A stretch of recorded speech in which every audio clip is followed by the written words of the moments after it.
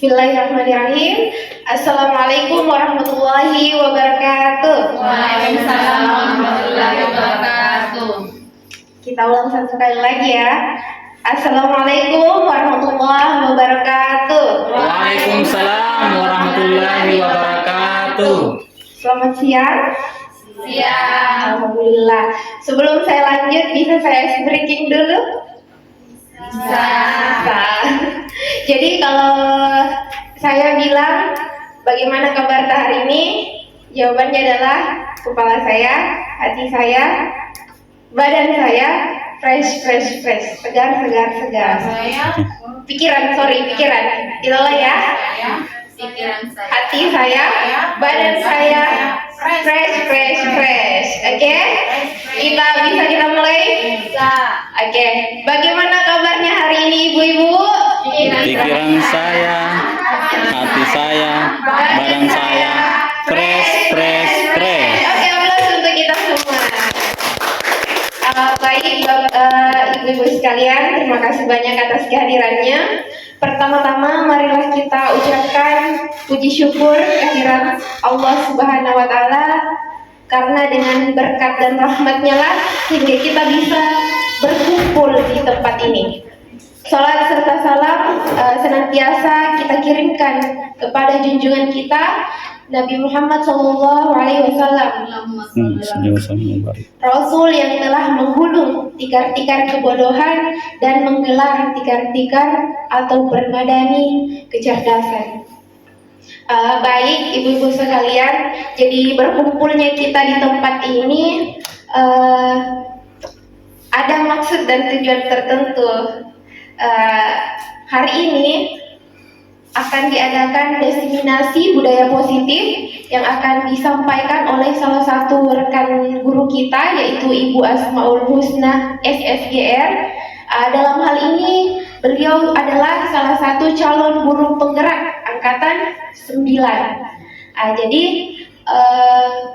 apa yang disampaikan oleh Ibu Asmaul Husna nantinya adalah merupakan aksi nyata dari modul 1.4 ya, saya di sini.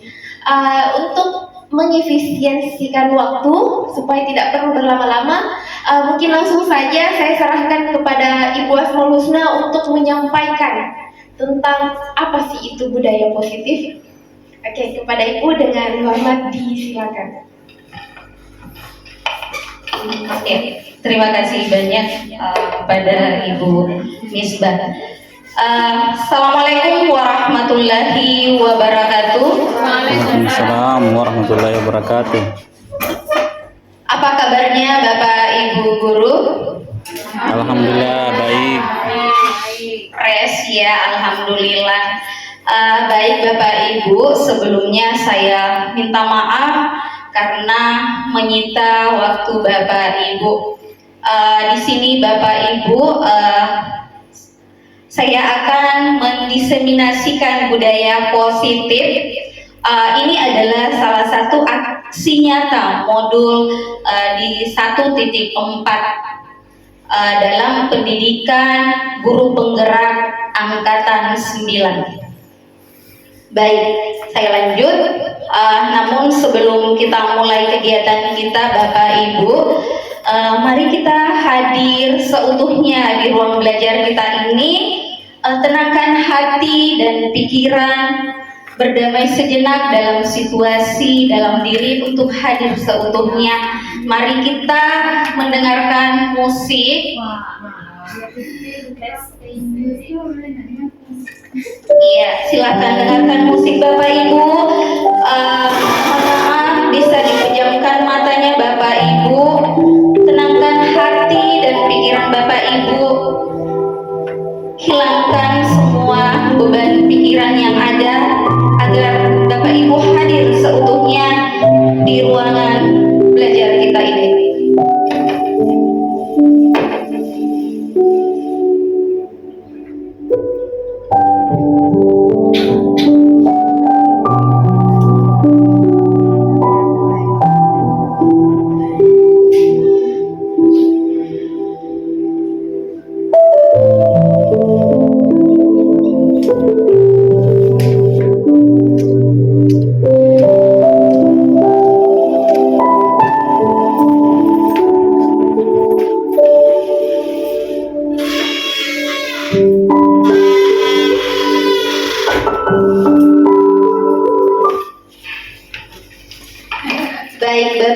Ibu, semoga setelah mendengarkan musik tadi, hati dan pikiran Bapak Ibu, hati dan pikiran Bapak Ibu kembali tenang dan hadir seutuhnya di ruangan belajar kita ini.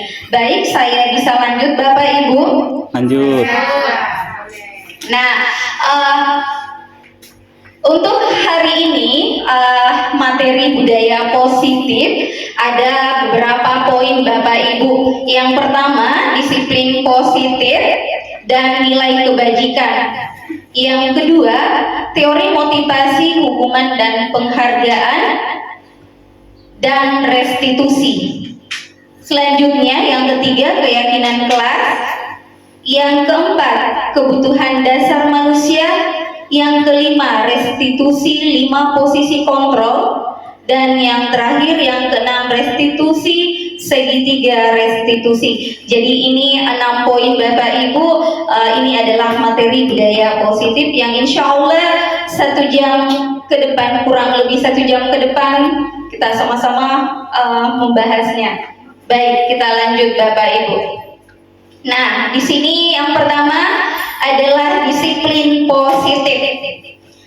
Nah, mungkin disiplin, kata disiplin Bapak Ibu, kira-kira apa yang ada di benak Bapak Ibu ketika mendengar kata disiplin? Saya Bu, tata tertib. Tata tertib, baik. Ada yang lain?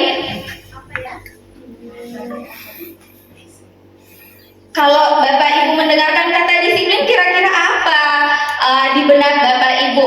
Tadi ada yang tata tertib, ada apa Bu? Aturan. Baik. Ada lagi? Taat, baik ya. Dan mungkin juga Bapak Ibu ada yang berpikir bahwa disiplin itu adalah, ya sama tadi disampaikan oleh Bapak Samsul, adalah tata tertib. Dan ada juga yang mengatakan disiplin itu teratur. Iya. Dan ada juga yang mengatakan disiplin itu kepatuhan. Dan ada juga yang mengatakan Bapak Ibu, disiplin itu adalah hukuman. Namun Bapak Ibu, hukuman di sini Bapak Ibu, ini adalah alternatif terakhir. Jika perlu Bapak Ibu, hukuman ini tidak digunakan. Iya, jadi jika perlu Bapak Ibu, hukuman tidak digunakan. Baik, saya bisa lanjut Bapak Ibu? Lanjut. Nah, dalam budaya kita, makna kata disiplin dimaknai menjadi sesuatu yang dilakukan seseorang pada orang lain untuk mendapatkan kepatuhan. Ini pengertian disiplin dalam budaya kita. Kita cenderung menghubungkan kata disiplin dengan ketidaknyamanan. Namun menurut Diane Gosson dalam bukunya Restructuring School Discipline 2001, Diane menyatakan bahwa arti kata disiplin berasal dari kata Latin yang yaitu disiplina, yang artinya belajar. Kata disiplin juga berasal dari akar kata yang sama dengan disciple atau murid. Pengikut, untuk menjadi seorang murid atau pengikut, seseorang harus paham betul alasan mengapa mereka mengikuti suatu aliran atau ajaran tertentu, sehingga motivasi yang terbangun dalam dirinya itu motivasi intrinsik, bukan ekstrinsik. Nah, saya kasih contoh Bapak Ibu. Misalnya di sekolah kita ini, budaya kita adalah kebersihan ya Bapak Ibu. Ketika seorang guru sedang membersihkan lingkungan sekolah kita, misalnya Ibu Misbah yang sedang menyapu, tiba-tiba ada peserta didik yang datang. Karena peserta didik ini melihat Ibu Misbah membersihkan, akhirnya peserta didik kita juga ikut mengikuti Ibu Misbah menyapu juga. Nah, ketika peserta didik ini meniru Ibu Misbah menyapu tanpa dia tahu alasan kenapa harus menyapu di sekolah kita, kenapa harus membersihkan di lingkungan sekolah kita. Berarti yang terbangun di sini Bapak Ibu, dia masih motivasi ekstrinsik. Karena dia hanya meniru gurunya. Oh, menyapu guru tidak enak Kak kalau tidak saya menyapu juga. Tapi sebaliknya Bapak Ibu, ketika peserta didik kita ini membersihkan, bukan karena dia lihat Ibu Misbah, tapi dia paham bahwa oh, saya harus membersihkan supaya lingkungan sekolah saya bersih dan nyaman untuk digunakan dalam proses pembelajaran. Berarti kalau ini alasannya Bapak Ibu, berarti motivasi yang terbangun adalah motivasi intrinsik. Iya, bisa dipahami sampai di sini Bapak Ibu? Paham. Baik, saya lanjut. Sebagai pendidik, tujuan kita adalah menciptakan anak-anak yang memiliki disiplin diri sehingga mereka bisa berperilaku dengan mengacu pada nilai-nilai kebajikan universal dan memiliki motivasi intrinsik bukan ekstrinsik.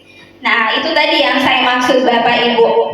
Jadi kita sebagai pendidik, tujuan kita adalah bagaimana menciptakan kepada anak-anak kita supaya mereka memiliki perilaku-perilaku yang mengacu pada nilai-nilai kebajikan universal dan motivasinya muncul secara intrinsik, bukan karena ekstrinsik. Nah, kira-kira di sini nilai kebajikan yang mana yang dimaksud ke nilai-nilai kebajikan universal? Oke, jadi nilai kebajikan yang ingin dicapai oleh setiap anak Indonesia kita kenal dengan profil pelajar Pancasila. Nah, inilah 6 dimensi Bapak Ibu yang harus yang ingin dicapai oleh Indonesia. Yang pertama, beriman, bertakwa kepada Tuhan Yang Maha Esa dan berakhlak mulia. Yang kedua, mandiri. Yang ketiga, bernalar kritis. Yang keempat, berkebinekaan global. Yang kelima, bergotong royong. Dan yang terakhir adalah kreatif. Nah, inilah 6 dimensi nilai-nilai kebajikan yang biasa kita kenal dengan profil pelajar Pancasila yang ingin dicapai untuk anak-anak Indonesia. Baik, saya lanjut Bapak Ibu. Sebagai seorang pendidik, nah di sini ada pertanyaan Bapak Ibu. Ini terkait dengan motivasi tadi. Sebagai seorang pendidik, saat Anda perlu hadir di suatu pelatihan, kira-kira motivasi apa yang mendasari Ibu Bapak hadir? Nah, yang pertama ada 3 poin Bapak Ibu. Ketika poin pertama ini menjadi alasan Bapak Ibu ikut pelatihan, yaitu Anda hadir karena tidak ingin ditegur oleh panitia atau pengawas Anda, dan Anda mendapatkan surat teguran. Ketika ini alasan Bapak Ibu untuk hadir dalam pelatihan, berarti motivasinya adalah menghindari ketidaknyamanan dan hukuman. Nah, kira-kira Bapak Ibu ketika motivasinya menghindari ketidaknyamanan dan hukuman, apakah ini motivasi ekstrinsik atau intrinsik Bapak Ibu? Ekstrinsik ya, baik. Bagus sekali. Terus yang kedua, jika alasan Bapak Ibu hadir di sebuah pelatihan karena hanya ingin dilihat dan dipuji oleh lingkungan Anda atau mendapatkan penghargaan, kira-kira kalau ini alasan Bapak Ibu ini mungkin mendapatkan imbalan dan penghargaan. Jadi motivasi apa ini Bapak Ibu? Ekstrinsik juga ya. Iya, karena ada dorongan dari luar. Yang terakhir Bapak Ibu, Anda ingin menjadi pembelajar sepanjang hayat, menjadi orang yang berusaha dan bertanggung jawab serta menghargai diri Anda sendiri sebagai teladan bagi murid-murid Anda, guru-guru Anda, serta lingkungan Anda, karena Anda percaya tindakan Anda sebagai pemimpin pembelajaran akan jadi panutan oleh lingkungan Anda. Jadi kalau poin 3 ini Bapak Ibu, kalau ini menjadi alasan tak ikut pelatihan, berarti Anda menghargai nilai-nilai kebajikan yang ada pada diri tak sendiri. Nah, ini motivasinya adalah motivasi intrinsik. Baik, berarti Bapak Ibu ini saya lihat sudah paham ya. Oke, kita lanjut. Nah, di sini ini sebenarnya sudah terjawab Bapak Ibu. Ada 3 menurut Anda dari ketiga jenis motivasi yang disebutkan pada pertanyaan sebelumnya, motivasi manakah yang saat ini yang paling mendasari perilaku murid-murid Bapak Ibu? Kira-kira yang mana Bapak Ibu? Apakah motivasinya menghindari ketidaknyamanan dan hukuman? Nomor 3. Yang mana Bapak Ibu? Kalau saya Bu, masih sebagian besar masih motivasinya ekstrinsik, masih di antara nomor 1 dan nomor 2. Oh iya, kalau di sebelah sini sama ya? Atau sudah ada yang di 3? Oh sudah ada. Oke, bagus sekali kalau motivasinya sudah di nomor 3. Siswa. Iya, siswa. Iya, begini Bapak Ibu. Jadi yang tadi motivasi siswanya masih berada di nomor 1, nomor 2. Nah, disinilah letak kita seorang pendidik, bagaimana menciptakan motivasi-motivasi yang muncul secara intrinsik. Iya, jadi inilah tugas kita Bapak Ibu, bagaimana menciptakan budaya positif yang itu di poin disiplin. Bagaimana menumbuhkan motivasi intrinsik dari anak-anak kita. Baik, saya lanjut. Ini teori motivasi perilaku manusia. Sama tadi Bapak Ibu. Yang pertama, untuk menghindari ketidaknyamanan atau hukuman. Tadi motivasi apa Bapak Ibu? Ekstrinsik. Ekstrinsik. Baik, motivasi ekstrinsik. Ekstrinsik. Yang kedua, untuk mendapatkan imbalan dari orang lain atau institusi. Motivasi apa Bapak Ibu? Ekstrinsik. Dan yang terakhir, untuk menghargai diri sendiri. Ini motivasi intrinsik. Nah, inilah tujuan disiplin positif kita.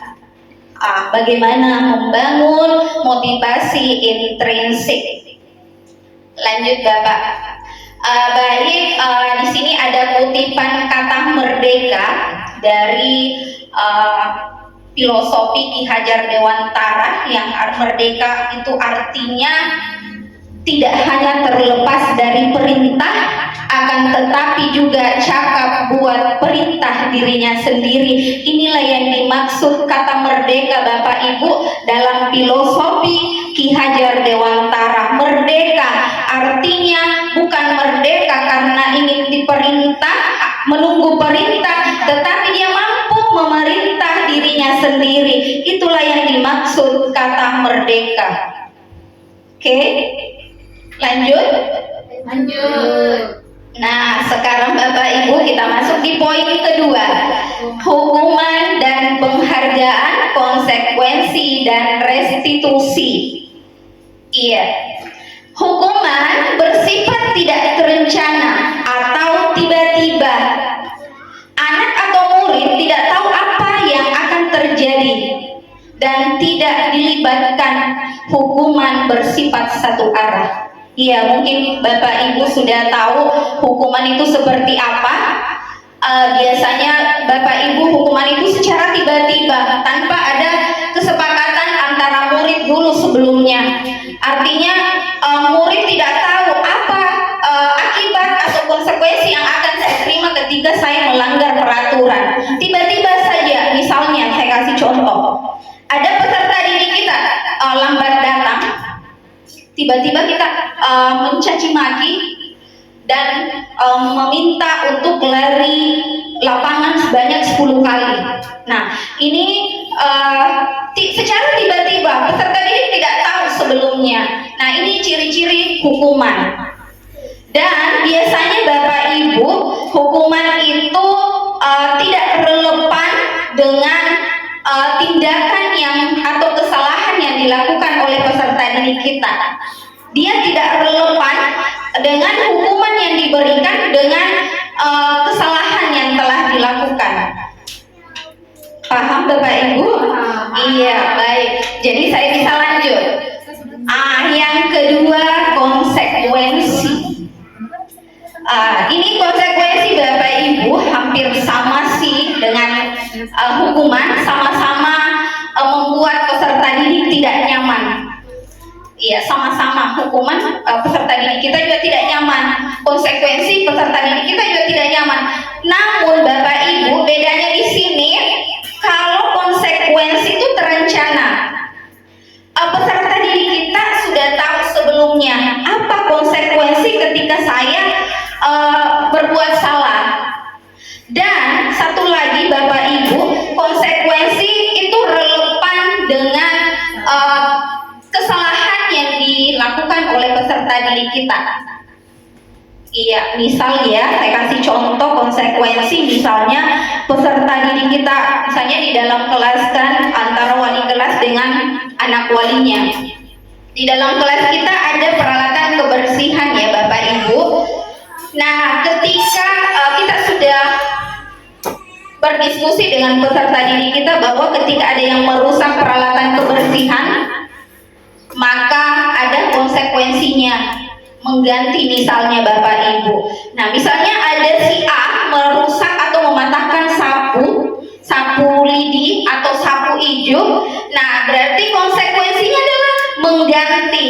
Artinya dia relevan Bapak Ibu. Tadi mematahkan, berarti harus mengganti. Relevan ya Bapak Ibu? Iya.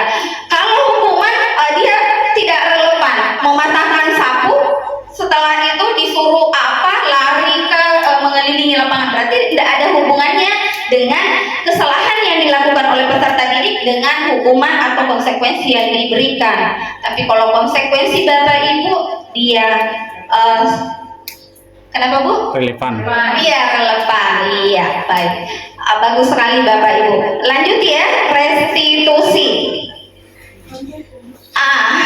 Restitusi adalah proses menciptakan kondisi bagi murid untuk memperbaiki kesalahan mereka sehingga mereka bisa kembali pada kelompok mereka dengan karakter yang lebih kuat. Nah, inilah yang ideal Bapak Ibu dalam menangani peserta didik kita, yaitu restitusi. Di mana restitusi ini Bu, kita sama-sama berkolaborasi dengan peserta didik kita, menuntun peserta didik kita bagaimana mereka menemukan sendiri solusi dari masalahnya sendiri, sehingga Bapak Ibu ketika seperti ini maka dia akan kembali ke kelompoknya dengan karakter yang lebih kuat. Iya, kita sebagai pendidik tinggal menuntun bagaimana murid kita mendapatkan solusi dari masalahnya sendiri atau kesalahannya sendiri. Begitu di bagian restitusi Bapak Ibu. Jadi bisa dibedakan ya Bapak Ibu, hukuman, konsekuensi, dan restitusi. Iya. Next ya Bapak Ibu. Nah, ini Bapak Ibu dihukum oleh penghargaan. Ternyata Bapak Ibu memberikan penghargaan kepada peserta didik kita itu ternyata ketika ingin menciptakan budaya positif itu memberikan penghargaan tidak ideal. Kenapa? Karena penghargaan berlaku sama dengan hukuman, dalam arti meminta atau membujuk seseorang melakukan sesuatu untuk memenuhi suatu tujuan tertentu dari orang yang meminta atau membujuk. Iya, jadi menurut Alfie Kohn itu ketika kita ingin menciptakan budaya positif di sekolah kita, maka hindari yang namanya pemberian penghargaan. Kenapa Bapak Ibu? Karena ternyata Bapak Ibu ada beberapa dampak yang disebabkan ketika pemberian penghargaan. Yang pertama, pengaruh jangka pendek dan jangka panjang.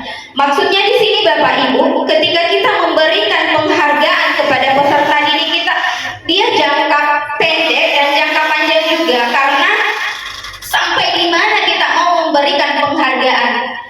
Ketika kita berhenti memberikan penghargaan kepada peserta didik kita, maka sampai di situ juga mereka sudah tidak semangat lagi ketika sudah tidak ada lagi penghargaan. Jadi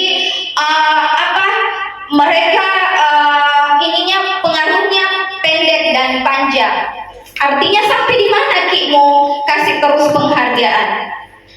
Terus yang kedua, penghargaan merusak hubungan. Maksudnya di sini Bapak Ibu, misalnya ketika kita memberikan penghargaan kepada peserta didik kita, ini merusak hubungan antar mereka. Bisa juga hubungan antara siswa dengan guru itu sendiri. Misal saya kasih contoh, misalnya Bapak Ibu guru memberikan penghargaan ke hanya 1, 2, 3 orang di kelas. Nah, mungkin saja pada saat kita memberikan penghargaan kepada peserta didik itu, ada peserta didik lain yang merasa iri, merasa jengkel ke peserta didik kita yang diberikan penghargaan. Akhirnya dia membenci peserta didik ini. Makanya dianggap penghargaan merusak hubungan. Nah, bisa saja juga siswa ke guru Bapak Ibu. Kalau kita sering memberikan penghargaan, nah mungkin siswa yang lain mengatakan benci ke kita. Kenapa? Karena dia merasa itu terus yang diberikan penghargaan. Jadi di sini makanya penghargaan merusak hubungan. Selanjutnya, penghargaan mematikan kreativitas. Ya, hampir sama di nomor 1 Bapak Ibu. Ketika kita tidak memberikan penghargaan lagi, mereka sudah tidak ada lagi motivasi untuk berbuat baik atau melakukan karya-karya yang terbaik lagi, karena sudah tidak ada lagi penghargaan. Jadi mematikan kreativitasnya. Dan yang terakhir, penghargaan mengurangi motivasi intrinsik. Ya, lagi-lagi di sini kita fokus pada motivasi. Kalau diberikan penghargaan Bapak Ibu, yang ada adalah motivasi ekstrinsik. Motivasi intrinsiknya berkurang. Bisa paham Bapak Ibu? Ada pertanyaan sampai di sini? Iya, silakan. Iya. Bismillahirrahmanirrahim. Assalamualaikum warahmatullahi wabarakatuh. Waalaikumsalam warahmatullahi wabarakatuh. Jadi tadi ada kata-kata.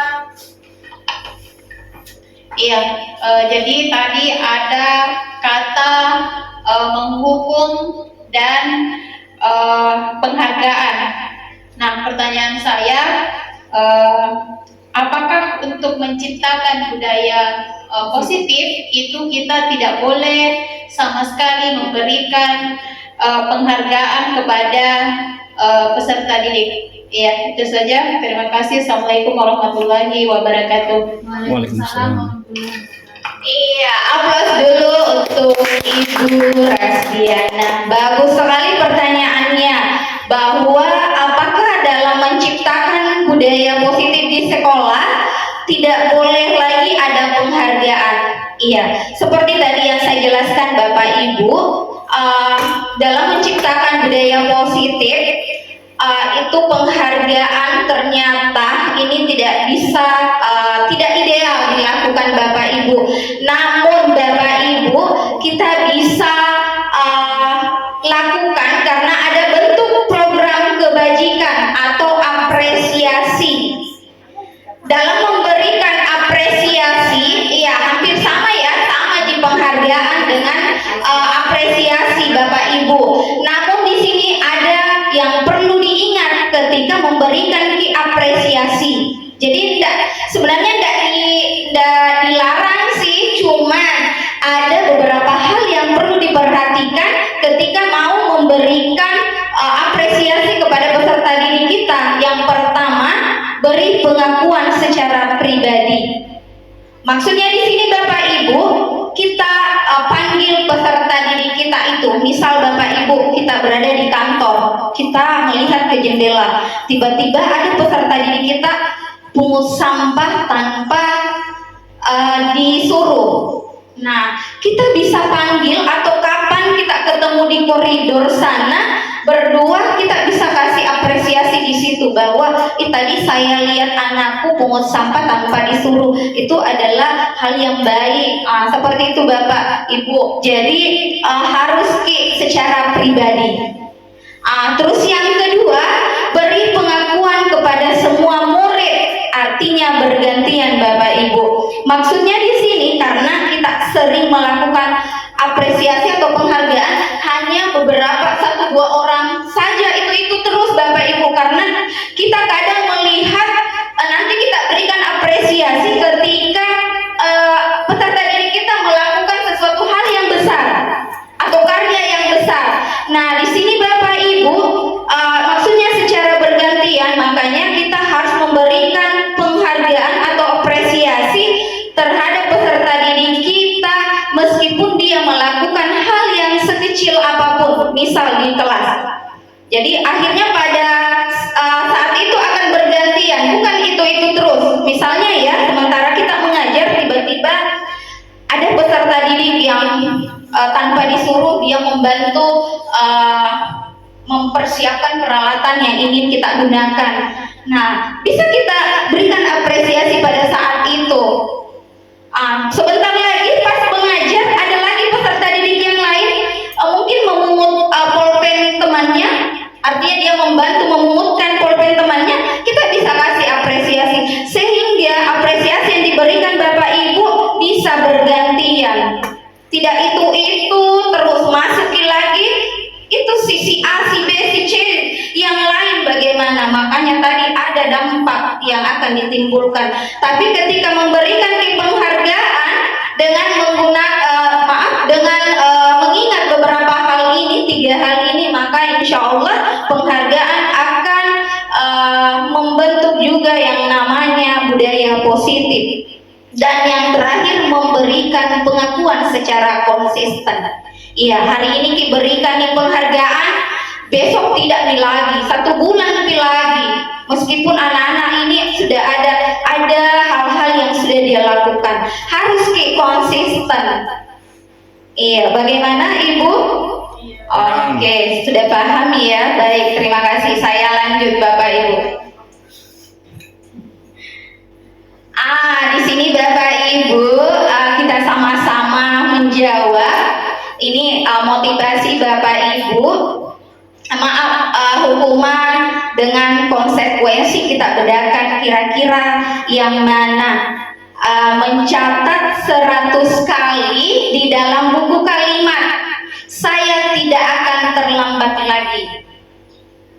Ini karena dia terlambat ke sekolah, jadi disuruh atau diminta mencatat 100 kali dalam buku dengan kalimat saya tidak akan terlambat lagi. Kira-kira Bapak Ibu ini hukuman atau konsekuensi? Di sana apa? Hukuman. Di sini konsekuensi. Apa Bu? Oh, sama, konsekuensi. Di sini? Iya, ini adalah hukuman. Hukuman Bapak Ibu, kenapa? Karena tadi saya bilang tidak relevan. Kalau hukuman tidak relevan dengan kesalahan yang dilakukan oleh peserta didik kita. Iya. Oke, bisa diterima? Oke, diterima Ibu? Terima. Lanjut ya. Yang kedua, lari mengelilingi lapangan basket 2 kali karena terlambat hadir di sekolah. Hukuman. Sepakat semua hukuman nih? Iya, hukuman karena tidak relevan. Selanjutnya, lari mengelilingi lapangan basket 2 kali karena terlambat hadir di sekolah pada mata pelajaran PJOK. Kira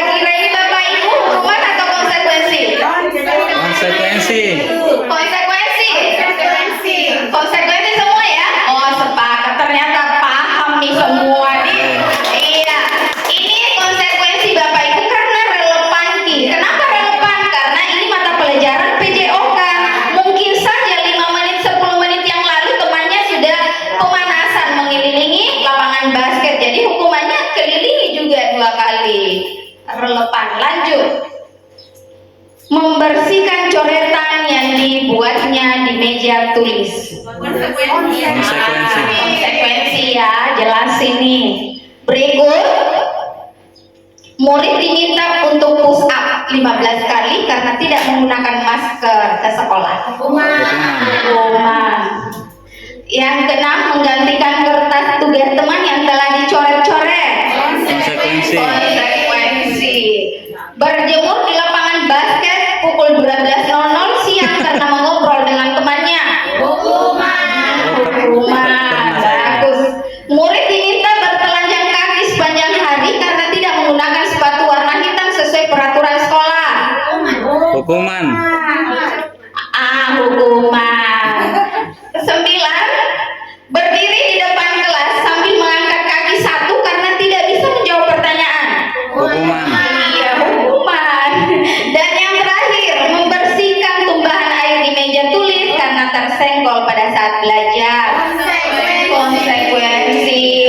Aplaus dulu untuk kita semua.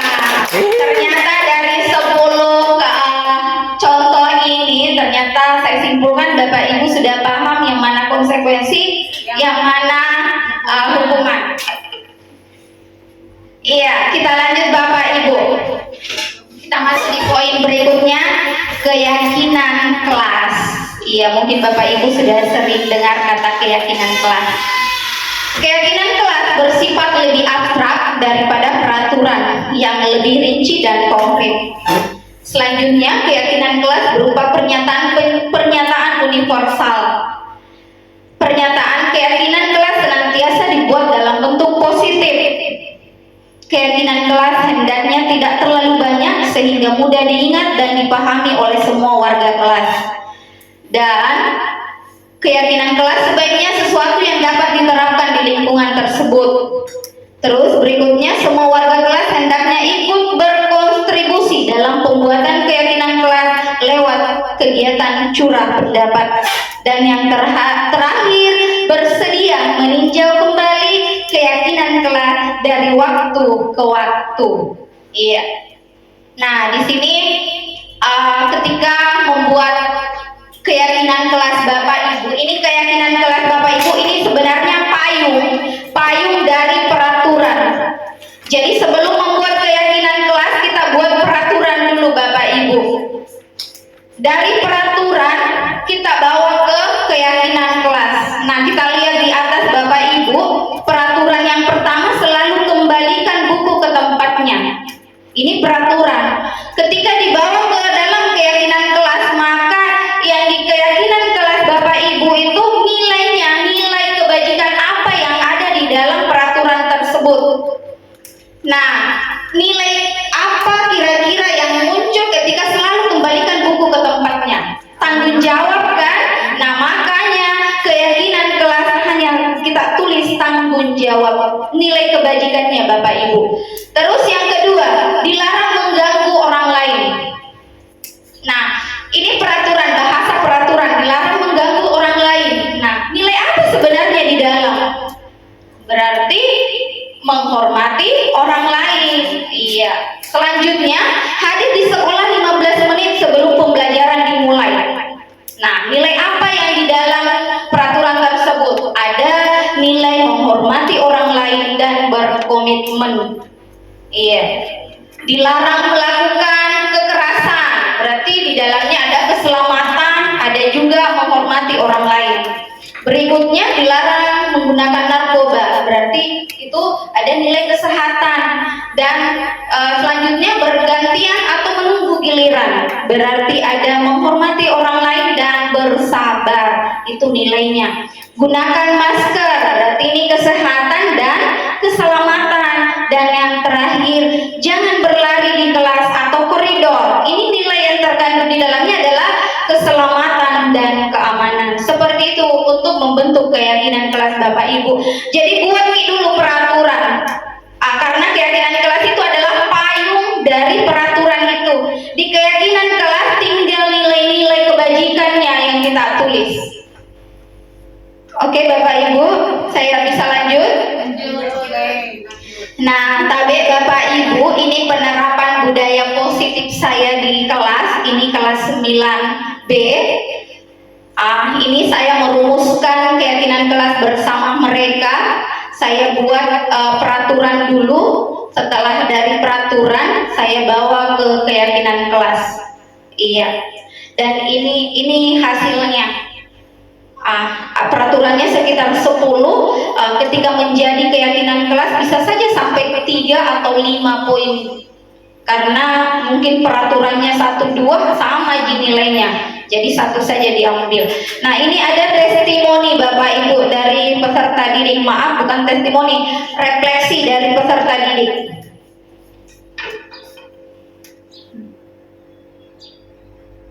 Assalamualaikum warahmatullahi wabarakatuh. Perkenalkan, saya Pertama Yanti dari kelas 9B. Kali ini saya akan merefleksikan keyakinan kelas, yaitu dengan adanya keyakinan kelas kita lebih bisa disiplin dan bertanggung jawab sesuai dengan hati dan keyakinan kita yang ada di pikiran kita, dan kita lebih bisa menjaga kebersihan agar kelas ini bisa bersih dan tertib.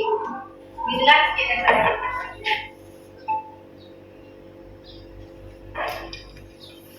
Iya, jadi itu tadi refleksi dari salah satu peserta didik kita, bagaimana penerapan keyakinan kelas yang dilakukan di kelas. Baik, saya lanjut Bapak Ibu, poin berikutnya. Di sini ada 5 kebutuhan dasar manusia.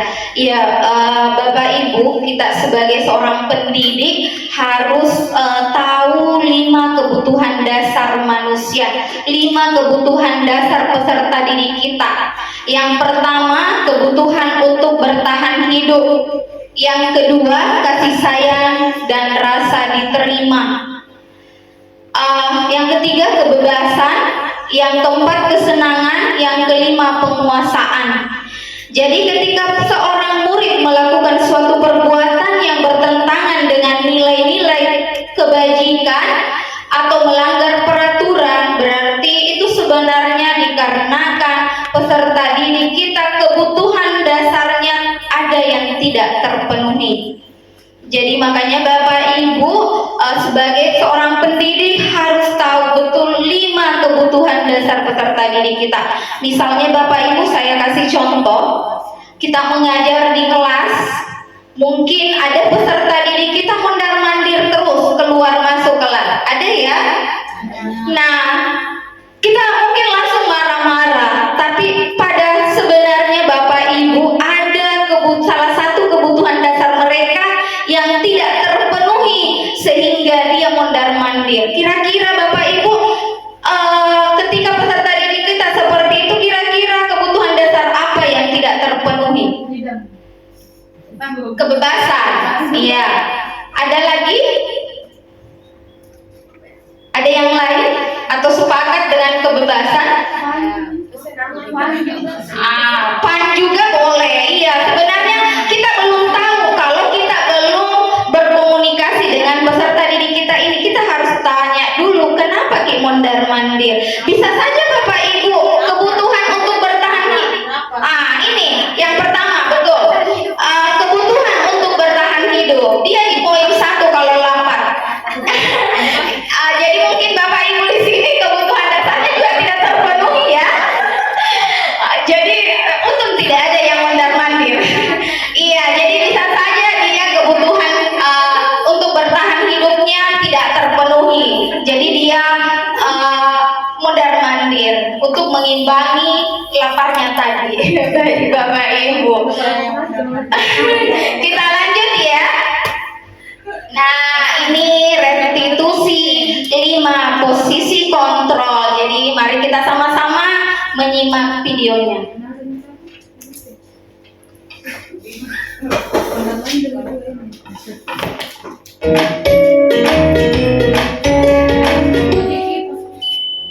Salam bahagia Ibu dan Bapak Guru hebat. Dalam penerapan disiplin positif restitusi, salah satu program yang dikembangkan adalah 5 posisi kontrol. 5 posisi kontrol dalam restitusi adalah proses perjalanan seorang pendidik agar dapat mengenali dirinya. Pada video kali ini, kita akan membahas tentang 5 posisi kontrol yang dikembangkan oleh Diane Goshen dan contoh penerapannya.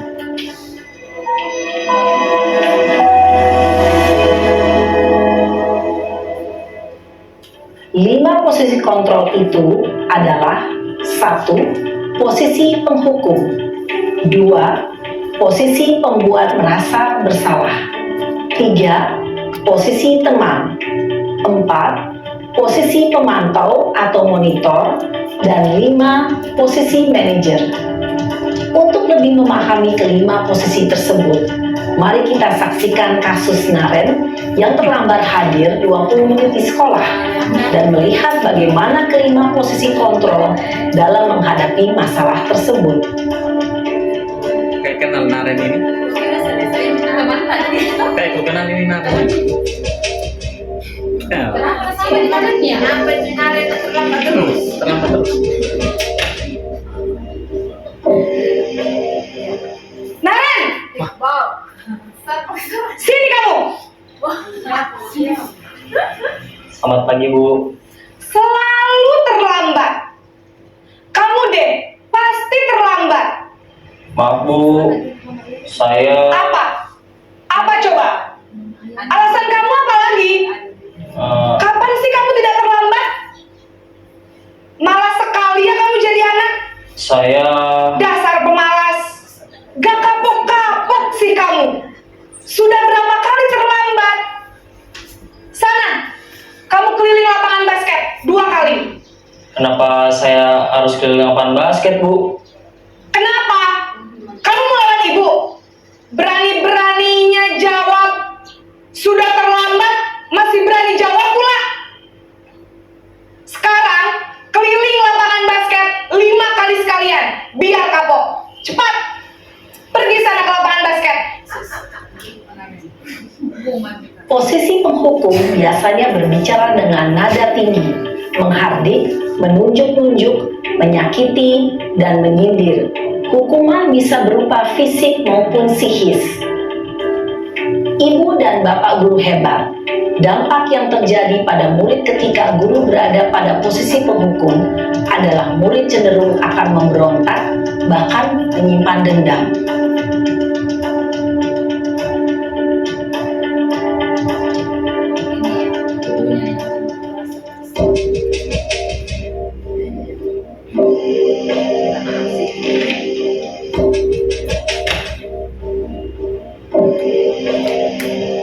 Naren!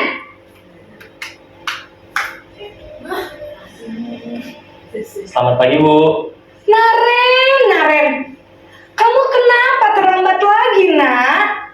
Ya Tuhan, Naren. Kamu senang ya bikin ibu susah ya? Kalau kamu terlambat lagi, nanti ibu yang ditegur bapak kepala sekolah, nak. Disangka ibu tidak bisa membina kamu. Duh, gimana ini? Maaf, Bu. Duh, Gusti Naren. Kamu suka ya kalau ibu ditegur bapak kepala sekolah? Terus, sekarang ibu harus tulis apa ini di buku absen? Ini kamu sudah sering terlambat loh. Ibu harus apa coba? Maaf, Bu. Maaf sekali. Ya sudah, lain kali jangan bikin ibu susah lagi ya nak ya.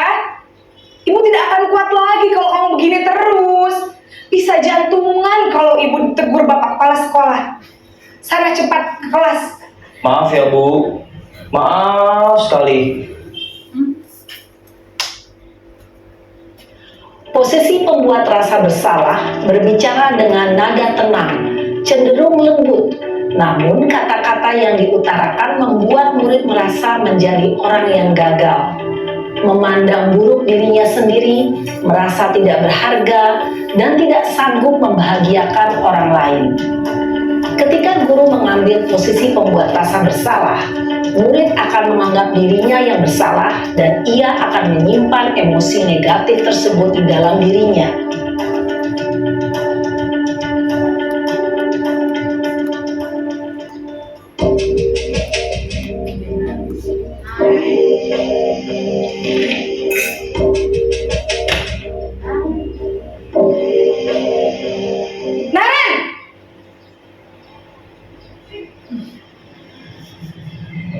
Selamat pagi, Bu.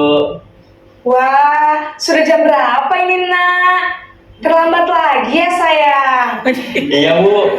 Habis ibu saya lupa bangunkan saya, Bu. Kamu malah menyalahkan ibu kamu. Kamu bukannya anak yang larinya paling kencang. Kok terlambat sih? Iya, Bu. Saya memang terlambat bangun tadi. Jadi, biarpun saya lari kencang, tetap gak kekejar, Bu. Ya sudah sana. Nanti lain kali larinya lebih kencang lagi ya. Biar gak terlambat lagi. Bikin seneng ibu. Demi ibu. Bisa kan? Bisa lah, Bu. Ya sudah sana masuk kelas. Ibu beresin urusan absen kamu. Kamu ini ada-ada saja. Dalam posisi teman, guru berbicara dengan nada suara ramah, akrab, cenderung bersenda gurau untuk menjaga suasana tetap santai. Murid akan merasa senang, aman, dan akrab dengan guru. Identitas yang tercipta adalah identitas sukses atau berhasil. Namun, perlu diingat, karena ini masih dorongan eksternal, maka ada ketergantungan dari murid kepada orang tertentu. Di sini, guru absennya, sehingga di lain waktu, murid bisa berperilaku baik, namun hanya kepada orang tertentu saja.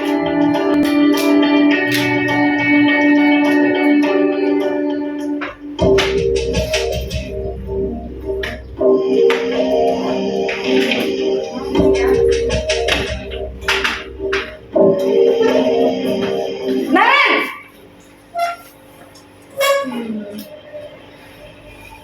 Selamat pagi, Bu. Naren, apa peraturan sekolah kita tentang jam berapa kita harus masuk sekolah, Nak? Kita harus di sekolah jam 7, Bu. Iya, betul. Sekarang sudah jam 7.20. Naren sudah tahu konsekuensinya jika terlambat hadir. Paham, Bu. Saya harus tinggal kelas pas jam istirahat selama 20 menit. Iya, benar. Konsekuensinya demikian. Jadi nanti jam 9.30, pas istirahat, kamu harus tinggal di kelas, kerjakan tugas tambahan untuk ketertinggalan kamu, ya? Baik, Bu. Posisi pemantau mengandalkan penghitungan atau data untuk mengontrol murid. Guru mengarahkan murid berdasarkan peraturan dan konsekuensi. Seorang pemantau menunjukkan bahasa tubuh dan ekspresi wajah yang datar dan cenderung formal.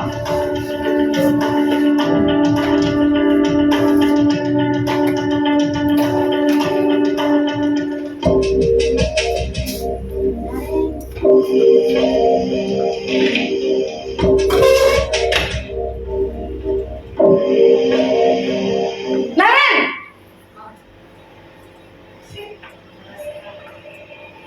Selamat pagi, Bu. Selamat pagi, Naren. Maaf, Bu. Saya terlambat. Iya, sekolah masuknya jam 7, sekarang sudah jam 7.20. Jadi sekarang bagaimana ini, Naren? Maaf, Bu. Saya lupa setel alarm saya semalam. Baiklah, menurut kamu, keyakinan sekolah yang mana yang perlu kamu tingkatkan? Menghargai diri sendiri dan orang lain mungkin ya, Bu. Setuju. Jadi, apakah Naren meyakini prinsip saling menghormati tersebut? Iya, Bu. Saya meyakininya. Apakah Naren bersedia memperbaiki masalah keterlambatan ini? Bersedia, Bu. Bagaimana kamu akan perbaiki masalah keterlambatan ini? Saya akan coba untuk tidak lupa menyetel alarm saya, Bu. Baik, kalau Naren lupa menyetel alarm di rumah, ada orang yang kira-kira bisa bantu mengingatkan tidak? Ada, Bu. Kakak saya, Kak Emma. Ada lagi selain Kak Emma? Selain Kak Emma, ada ibu saya. Baik, jadi yang mengingatkan Naren adalah Kak Emma dan ibu kamu ya? Kira-kira akan mulai start alarm kapan nih, Naren? Setelah pulang sekolah, akan segera saya lakukan. Baik, jadi Naren akan setel alarm untuk bangun besok pagi dan akan diingatkan oleh kakak dan ibunda Naren ya. Ada lagi yang mungkin perlu dilakukan, Naren? Agar tidak terlambat bangun lagi.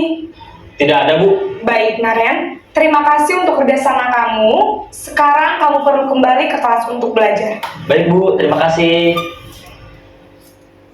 Posisi manajer adalah posisi kontrol yang disarankan. Iya. Iya, baik Bapak Ibu, tadi sudah menyimak video restitusi 5 posisi kontrol. Jadi ada 5 posisi kontrol Bapak Ibu. Yang pertama posisi sebagai penghukum. Yang kedua sebagai posisi pembuat merasa bersalah. Yang ketiga posisi teman. Yang keempat posisi pemantau, dan yang terakhir yang kelima posisi manajer. Oke. Baik, kita lanjut Bapak Ibu. Nah, di sini Bapak Ibu ada pertanyaan-pertanyaan. Silahkan saya minta tolong Bapak Ibu. Ada tadi sticky note yang saya bagikan. Bapak Ibu silahkan ditulis poin pertama kira-kira. Jadi mungkin berbagi. Yang poin pertama siapa Bapak Ibu, ditempel di sini Abe. Iya, yang pertama siapa? Saya kecewa sekali dengan kamu. Nah, kira-kira ini siapa yang mengatakan? Apakah posisi sebagai teman, sebagai manajer, atau sebagai pemantau Bapak Ibu? Iya, silakan. Mana sticky note-nya? Saya kecewa sekali dengan kamu. Saya penghukum.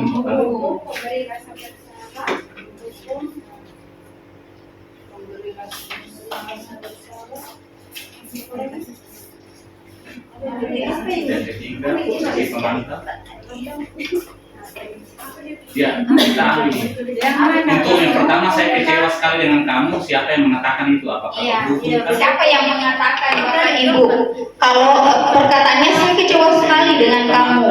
Kira-kira siapa yang mengatakan itu? Apakah yang guru posisinya penghukum atau posisi? Kita tulis terus ditempel di sana Bapak Ibu. Iya, langsung saja. Misalnya nomor 1 apa, nomor 2 apa, nomor 3 apa, 4, 5, 6. Iya, yang sudah 1. Tidak, 1 saja. Misalnya Ibu Darni nomor 1, Ibu Haryani nomor 2, Ibu Rusmia nomor 3, Ibu nomor 4, 5, 6, 7. Ya, sampai di mana? Berapa nomor? 6. Oke, berarti sampai 6 orang saja Bapak Ibu. Iya. Siapa nomor 1? 1, 2, 3, 4, 5. Iya, kira-kira. Tidak apa-apa kalau salah Bapak Ibu, sebentar kita luruskan. Iya. Tapi menempel. Iya. Iya, saya kecewa sekali dengan kamu.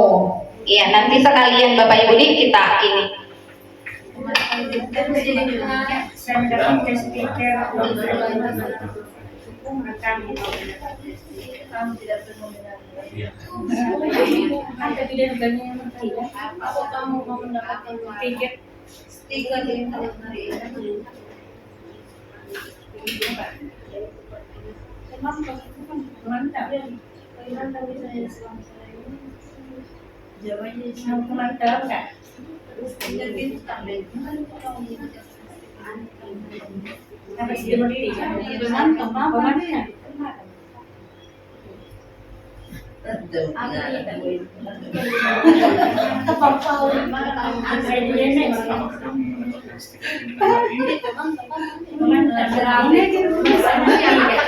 Iya, tidak apa-apa salah Bapak Ibu.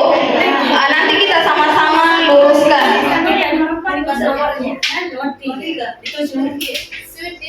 Oke, ini silahkan ditempel sesuai urutan. Iya, sesuai urutan. 1, 2, 3, 4. Langsung dijawab. Kita ini bagaimana Anuta?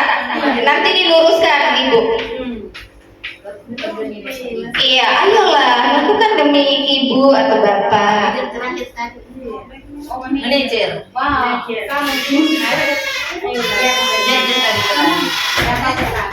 Ada semua, Mi? Teman. Memantau teman.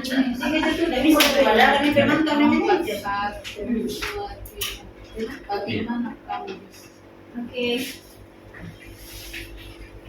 Oke. Mungkin Ibu Misbah bisa dibaca di sana. Saya kecewa sekali dengan kamu. Kira-kira apa nomor 1 di sana, Bu?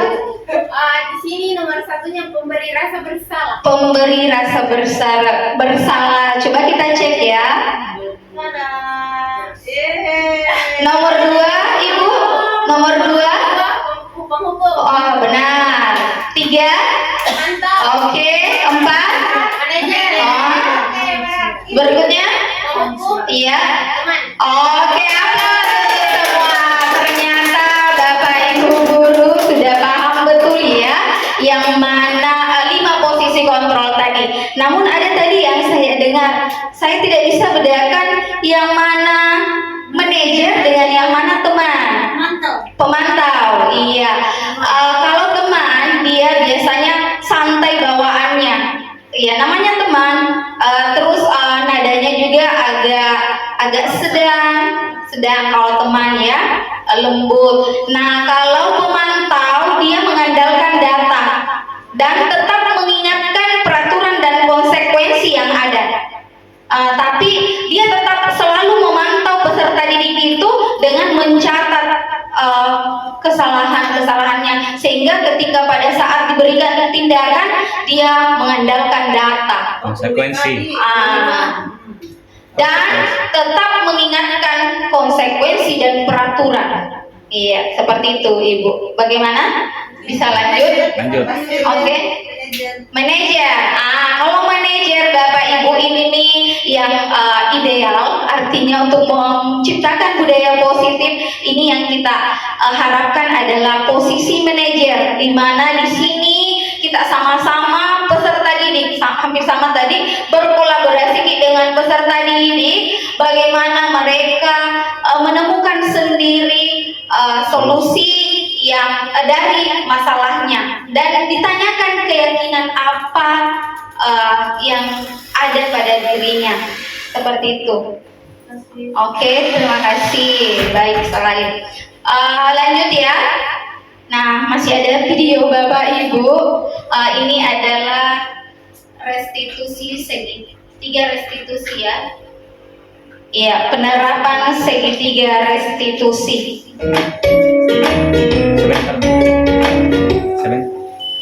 Salam dan bahagia Ibu dan Bapak guru hebat. Pada video kali ini kita akan membahas tentang salah satu program disiplin positif yang diterapkan di lingkungan sekolah yang dikenal dengan nama restitusi.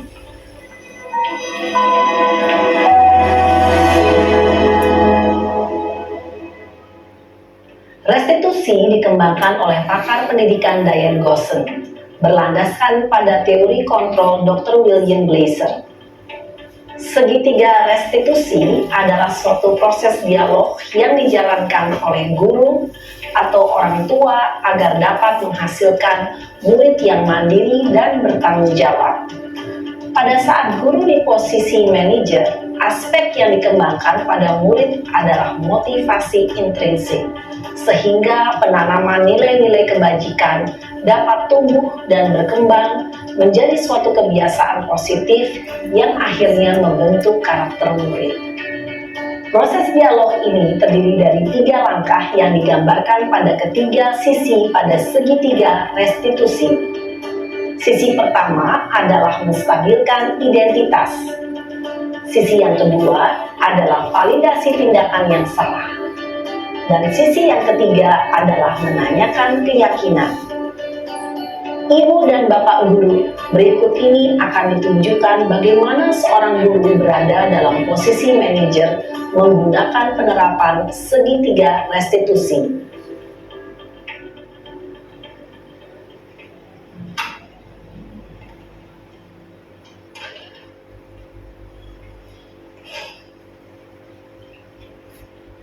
Siang Sarah. Siang, Pak.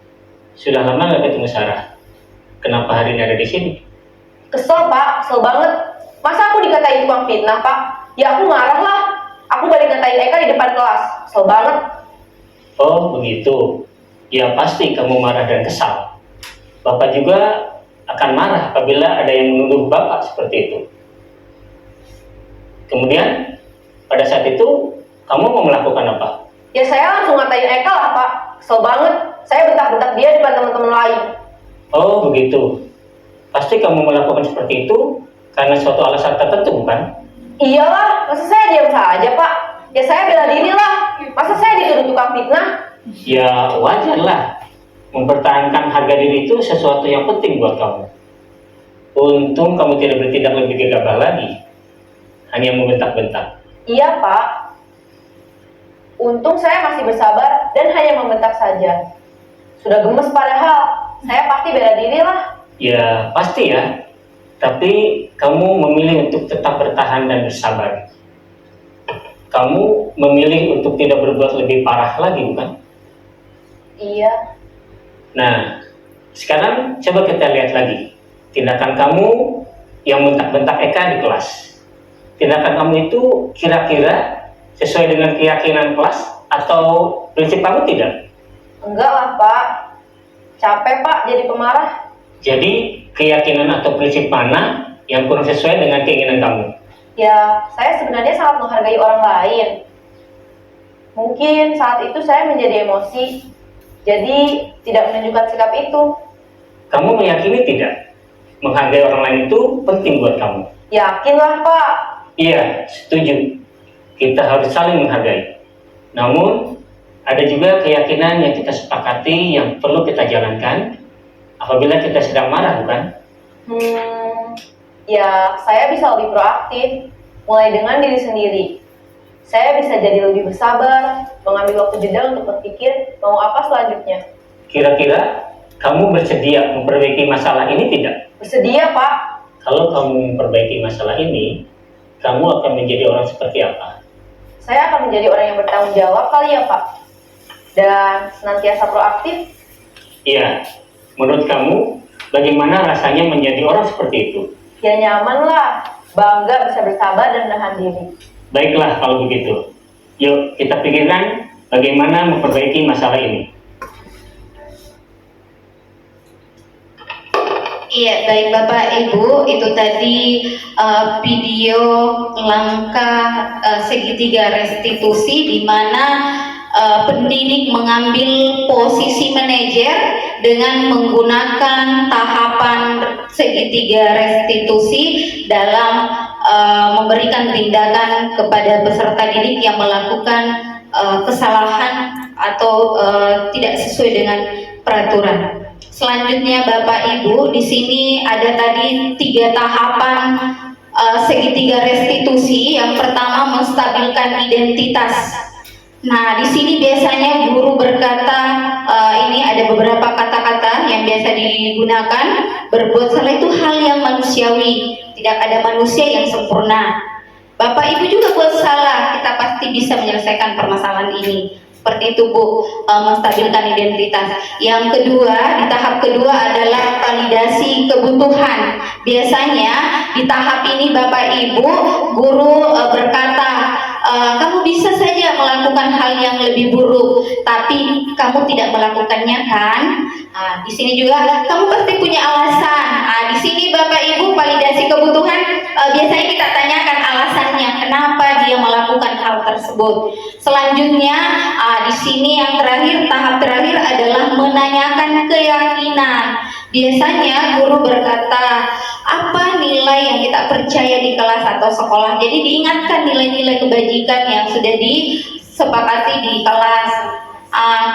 Terus biasa juga guru mengatakan kamu ingin jadi anak seperti apa? Seperti itu Bapak Ibu. Ini adalah langkah atau tahap segitiga restitusi. Nah ini Bapak Ibu tabe, ini ada salah satu penerapan saya juga di sekolah tentang segitiga restitusi.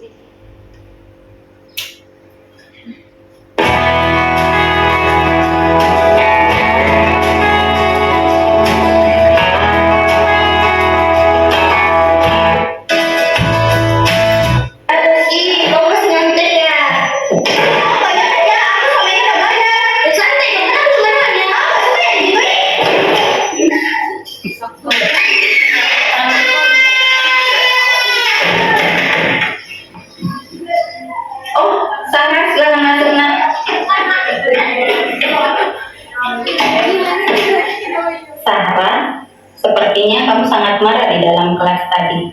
Kenapa? Iya Bu, saya sangat marah sekali sama Julia. Soalnya saya dituduh nyontek saat ujian. Padahal akhir-akhir ini saya memang termotivasi belajar, sehingga hasil ujian saya bisa dapat nilai yang maksimal. Oh begitu ceritanya. Ya wajarlah kamu marah. Andai kan ibu di posisi kamu, mungkin ibu juga akan marah dan tidak terima tuduhan itu. Namun ibu tidak tertarik mencari siapa yang salah, tapi ibu hanya ingin mencari solusi dari permasalahan tadi. Untung saja kamu hanya marah dan tidak sampai memukul temanmu Julia. Iya Bu, soalnya saya sudah sangat emosi tadi. Kamu patut bangga pada dirimu sendiri, karena kamu telah melindungi sesuatu yang penting buatmu, yaitu mempertahankan harga diri. Iya Bu, saya juga minta maaf karena tidak bisa menahan emosi di kelas tadi. Kamu boleh saja mempertahankan sikap itu, tetapi kamu harus menambahkan sikap yang baru. Kira-kira menurut Naksahra, sikap apa yang perlu ditambahkan? Sikap yang lebih bersabar mungkin ya Bu. Betul sekali. Selanjutnya, nilai-nilai apa atau keyakinan kelas apa saja yang sudah kita sepakati bersama? Bersikap positif dan menghormati orang lain. Betul sekali, Nat. Kira-kira kalau kamu memiliki nilai tersebut, kamu akan menjadi seperti apa nantinya? Saya akan menjadi pribadi yang memiliki karakter yang baik dan tidak akan mengulang kesalahan yang sama lagi Bu. Alhamdulillah kalau begitu. Nah, sekarang kamu boleh kembali ke kelas kamu dan belajar bersama Julia ya. Iya Bu, terima kasih banyak ya.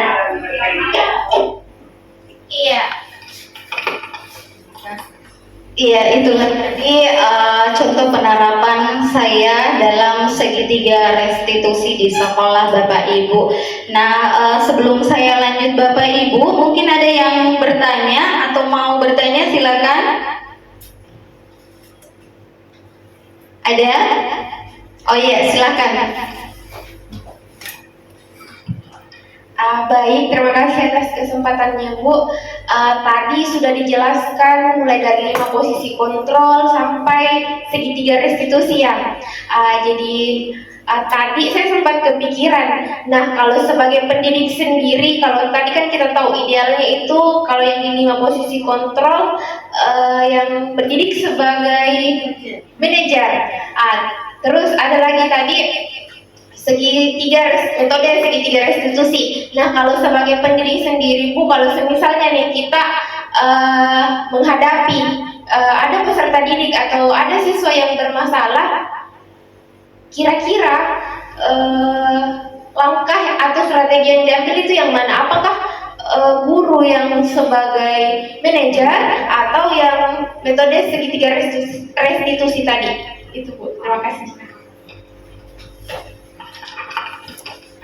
Iya, terima kasih. Aplaus untuk Ibu Misbah. Baik, pertanyaan yang bagus sekali bahwa ketika ada pelanggaran terhadap peserta didik di sekolah, apakah kita harus mengambil 5 posisi kontrol atau menggunakan tahapan segitiga segitiga restitusi. Nah, baik, terima kasih. Di sini Bapak Ibu, dalam menciptakan budaya positif, ini idealnya kita mengambil posisi manajer dengan menggunakan langkah-langkah restitusi. Jadi kita posisinya, karena 5 posisi kontrol dari Bapak Ibu yang paling ideal atau yang dianggap ini adalah untuk menciptakan budaya positif itu adalah posisi manajer. Nah, namun ketika kita menindaki seorang peserta didik, kita menggunakan langkah segitiga restitusi. Jadi kita sebagai posisi manajer dengan menggunakan langkah atau tahapan segitiga restitusi. Begitu Ibu, bagaimana? Oke, yang lain kita lanjut. Iya. Tapi Bapak Ibu, di sini ada kasus. Kita sama-sama memecahkan kira-kira kalau kasusnya yang pertama, Ibu Misbah sedang menjelaskan pelajaran bahasa Inggris di papan tulis. Namun beliau memperhatikan bahwa Helmi malah tidur-tiduran dan tampak acuh tak acuh pada pelajarannya. Helmi coba jawab pertanyaan nomor 3. Maju ke depan dan kerjakan di papan tulis. Fajar pun tampak malas-malasan maju ke depan dan sesampai di Helmi pun tampak Helmi pun tampak malas-malasan maju ke depan dan sesampai di depan papan tulis, Helmi terpaku sambil memegang buku bahasa Inggrisnya. Nah, kira-kira kalau seperti ini kasusnya Bapak Ibu, kira-kira Ibu Misbah di sini posisi kontrol apa yang dia ambil dalam pendekatan kepada Helmi? Coba lihat slide-nya yang pertama. Ini terus yang poin kedua, Bapak Ibu, Helmi pun kembali duduk di bangkunya. Hal seperti ini sudah sering kali terjadi pada Helmi, seperti tidak memperhatikan, acuh tak acuh, dan nilainya pun tidak terlalu baik untuk pelajaran bahasa Inggris. Pada saat ditegur oleh Ibu Misbah, Helmi hanya menjawab, "Tidak tahu, Bu." Ibu Misbah pun menjawab lirih. Nah, kira-kira Bapak Ibu kalau kasusnya seperti ini, apa posisi kontrol yang diambil oleh Ibu Misbah dalam pendekatannya kepada Helmi? Dibacakan dulu Bu kalimatnya tadi. Apa kalimatnya Ibu Misbah sama Helmi itu? Ayo Helmi. Ini ayo Helmi, makanya jangan tidur-tiduran, lain kali perhatikan. Sudah sana, duduk kembali. Kira-kira siapa yang bisa? Nah, itu Bu, kira-kira posisi kontrol apa yang diambil oleh Ibu Misbah dalam pendekatannya kepada Helmi? Ada yang bisa? Ada? Coba angkat tangan yang bisa Bapak Ibu. Kembali ke slide-nya tadi yang awal.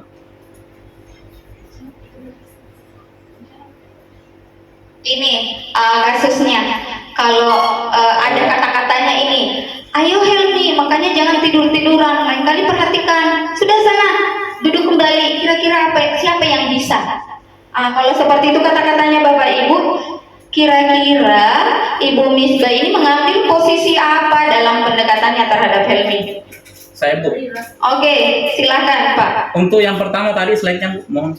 Untuk yang pertama itu Ibu Misbah dalam posisi penghukum, karena Fajar sudah ditahu bahwa Helmi tidak bisa, tetap dipanggil ke depan.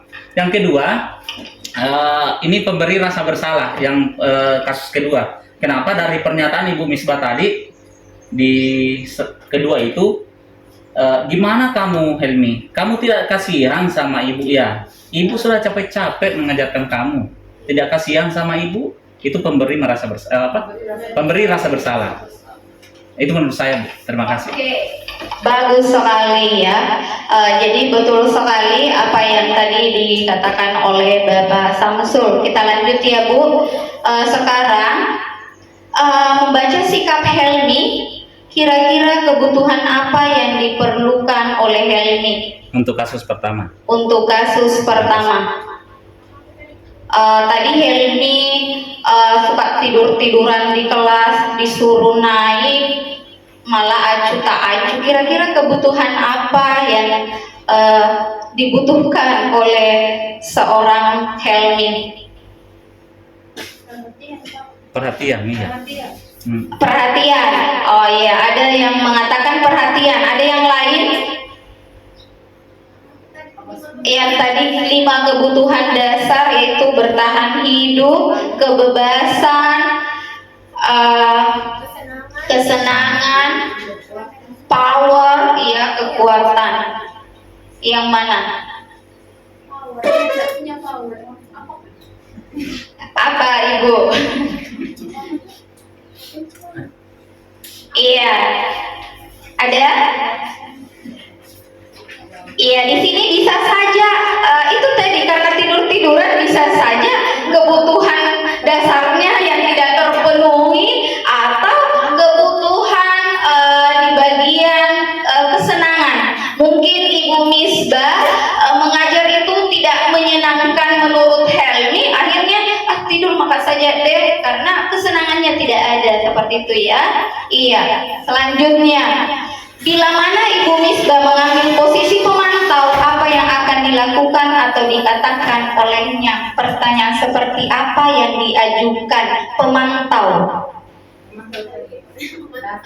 Iya, pemantau mengandalkan data, mengingatkan peraturan dan konsekuensi. Nah, kira-kira kalau Ibu Misbah mengambil posisi pemantau, kira-kira apa pertanyaan yang diberikan? Iya. Kamu tahu Iya, apa Bu? Bisa? Iya. Ya, tidak apa-apa. Iya.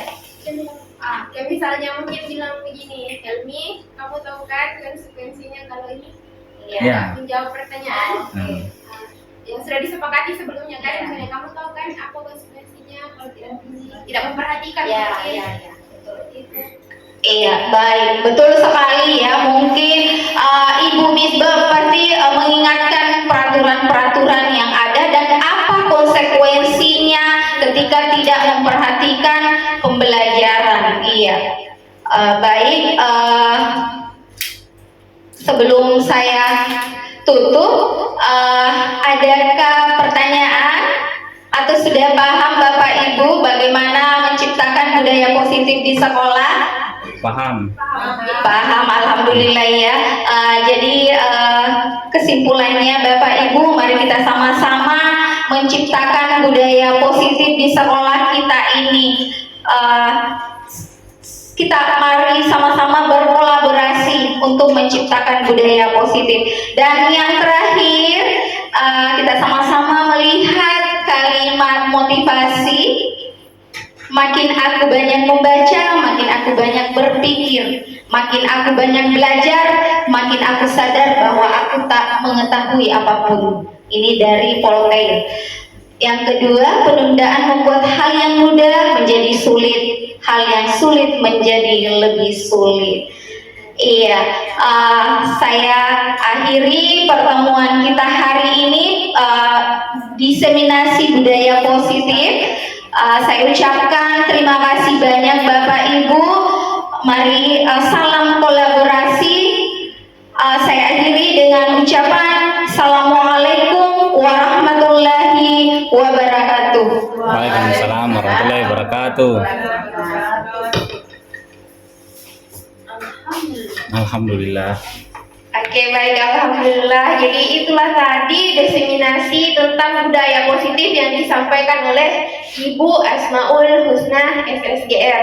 Jadi setelah pemaparan Ibu tadi, ternyata kita tahu bahwa ada 5 posisi kontrol guru ternyata. Dan ada langkah-langkahnya ketika kita ingin menangani peserta didik yang membuat kesalahan atau pelanggaran, yaitu langkah segitiga restitusi.